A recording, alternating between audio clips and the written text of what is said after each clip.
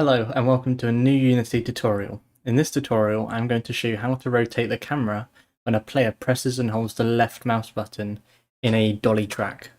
To start off, I have a dolly track with a virtual camera as well as a couple cubes in the environment.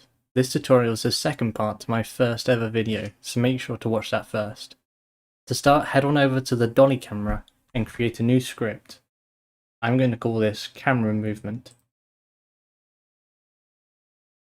We can then open up that script. I'm going to open up in Visual Studio Code and we can remove the start function. In the script I'm going to create a couple of variables. The first one will be called rotate speed,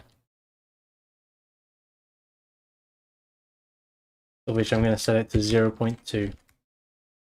We're then going to create a previous mouse position using vector3.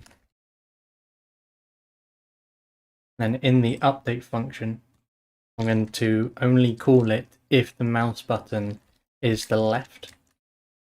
So using get mouse button and then 0. And then I'm going to create a new variable called mouse delta using vector3.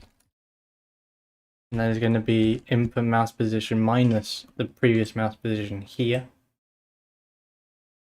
And then we're going to rotate the camera using transform.rotate, so vector3.up,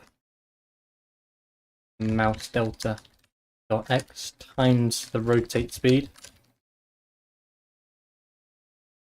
And then outside that if statement, we're going to define previous mouse position is equal to the input mouse position.